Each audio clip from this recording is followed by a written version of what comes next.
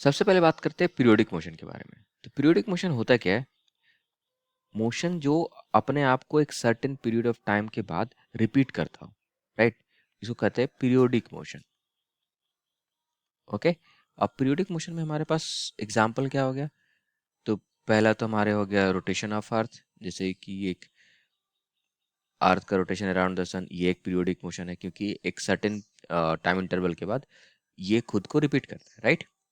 और या फिर एक जो एब्सोल्यूट आइडियल पेंडुलम होता है, वो ये यहाँ से यहाँ तक आता है, वापस आता है, ये हो गया आइडियल पेंडुलम। ठीक है, ये हो गया पीरियोडिक मोशन। पीरियोडिक मोशन में क्या होता है कि पार्टिकल जो है repeats it's motion, repeats it's motion, and ये कब पॉसिबल होता है? जब नो लॉस ऑफ एनर्जी होता है।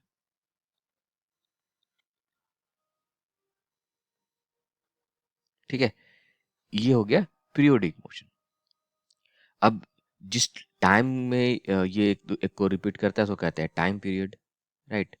ये टर्म याद रखना, टाइम पीरियड। टाइम पीरियड क्या होता है कि वो टाइम जिसमें वो जिसके बाद वो खुद को मोशन को रिपीट कर रहा होता है, उसको कहते हैं पीरियोडिक टाइम पीरियड। ठीक है, फिर दूसरा आता है हमारे पास ऑसिलेटरी मोशन। अब ये ऑसिलेटरी मोशन क्या है?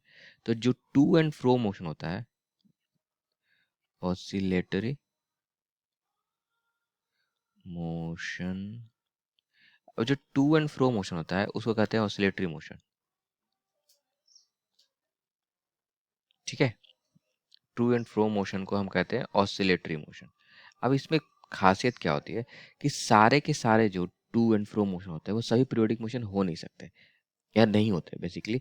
जैसे कि मान लो कि एक स्प्रिंग ऐसे करके, प्रैक्टिकल केस में बात करते हैं, इसको हल्का सा इलोंगेट करके छोड़ दे तो ये क्या होगा? पहले इधर इसको हमने इलोंगेट किया, फिर ये वापस ऐसे आएगा, इधर गया, वापस ऐसे आया, फिर वापस ऐसे ऐसे करके एक टाइम पे आकर के ये वाइब्रेट करते करते रुक जाएगा, है ना? ऐसे होता है ना? तो ये जो ब्लॉक है ये टू एंड फ्रो मोशन तो कर रहा था, लेकिन क्या ये अपने आप मोशन को एक सर्टेन पीरियड ऑफ टाइम के बाद रिपीट कर रहा था? बिल्कुल नहीं। तो ये पीरियोडिक मोशन नहीं हुआ। ऑसिलेटरी तो है, पीरियोडिक नहीं है। उसी तरह से अगर इस सर्कुलर मोशन को देखें, यूसीएम, यूनिफॉर्म सर्कुलर मोशन, ठीक है, इसमें क्या है? जो ऑब्जेक्ट है वो सेंटर के अराउंड एक पर्टिकुलर टाइम अगर कांस्टेंट स्पीड से मूव कर रहा है तो after certain period of time, जिसका टाइम पीरियड है, खुद के मोशन को रिपीट कर रहा है। ठीक है, तो ये टू एंड फ्रो मोशन नहीं है। इसका मतलब कि सारे के सारे पीरियोडिक मोशन ऑसिलेटरी मोशन नहीं हो सकते और सारे के सारे ऑसिलेटरी मोशन पीरियोडिक मोशन नहीं हो सकते। क्लियर? अब यहाँ पे बात आती है कि फिर सिंपल हार्मोनिक मोशन क्या होता है? तब जब ये इन दोनों का जो कॉम्बिनेशन होता है उसको कहते हैं सिंपल हार्मोनिक मोशन। ठीक है, जो दोनों का कॉम्बिनेशन होता है, अगर हम बात करें एसएचएम की, एसएचएम ये पीरियोडिक मोशन भी है, पीरियोडिक ऑसिलेटरी मोशन। ठीक है, मतलब कि ये टू एंड फ्रो तो वाइब्रेट कर रहा होता है, साथ ही साथ एक सर्टेन पीरियड ऑफ टाइम के बाद अपने आप को अपने मोशन को रिपीट भी करता होता है। अब पीरियोडिक है तो यहाँ से पता है क्या होगा? No loss of energy. अब यहाँ पे एक और चीज़ समझाता हूँ। देखो, जब भी कोई ऑसिलेटरी मोशन होता है, जैसे पार्टिकल है यहाँ पे, ये इसका मीन पोजीशन हो गया, तो अगर इसको हमने यहाँ पे इसको डिस्प्लेस करके, ये हमने इसको डिस्प्लेस कर दिया, यहाँ से आता है, तो फॉर वाइब्रेशन टू सस्टेन, ठीक है, वाइब्रेशन को कंप्लीट होने के लिए इसको वापस आना पड़ेगा। अब वो ये वापस क्यों आएगा? जब तक से इसको कोई फोर्स नहीं लगे। इधर कोई फोर्स लगना चाहिए, है ना? है कि नहीं? तो जैसे हम इसको इसके मीन पोजीशन से डेविएट कर रहे हैं या डिस्प्लेस कर रहे हैं, तो इस पे फोर्स किधर लग रहा है? मीन पोजीशन की तरफ, है ना? इसको कहते हैं रीस्टोरिंग फोर्स। और ये जितना इसको दूर लेके जाएंगे उतना ज़्यादा ये उसका वैल्यू ज़्यादा होगा, सो कि स्ट्रांगली ये इसको मीन पोजीशन पे लाने की कोशिश करें। और सेम जब ये मीन पोजीशन पे आएगा तो ये रुक नहीं पाएगा और ये फिर आगे बढ़ जाएगा और फिर यहाँ आएगा। और जैसे ये डिस्प्लेसमेंट फिर इधर हुआ, फोर्स का डायरेक्शन इधर हो जाएगा, राइट? तो ये इस टाइप का जो फोर्स होता है उसको कहते हैं रीस्टोरिंग फोर्स। क्या बोलते हैं इसको? Restoring force. और कोई भी ऑसिलेशन अगर हो रहा है ना तो उसमें रीस्टोरिंग फोर्स रहेगा तभी होगा, राइट? अदरवाइज डिस्प्लेसमेंट के अपोजिट में अगर फोर्स नहीं लगा तो ऑब्वियसली ये वाइब्रेशन होगा नहीं। क्लियर। अब किसी भी ऑसिलेशन के लिए, फॉर एनी ऑसिलेशन,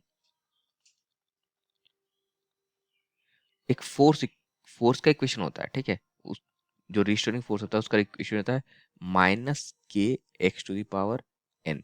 और यहाँ पे ये जो n है ऑड नंबर है, 1 3 5 डॉट डॉट डॉट, ठीक है।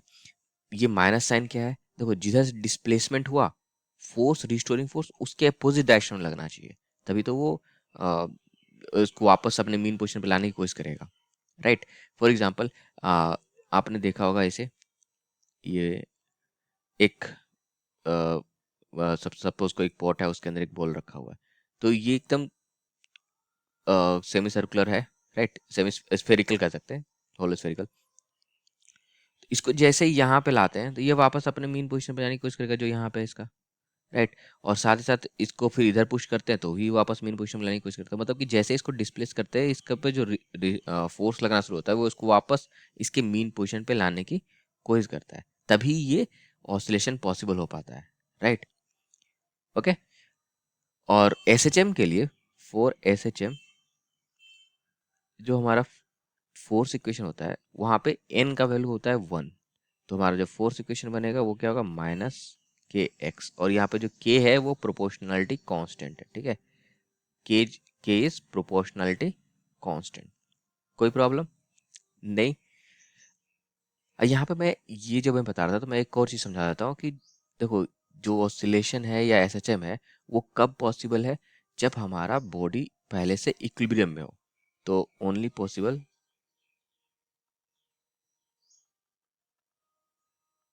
If body is stable equilibrium, ठीक है।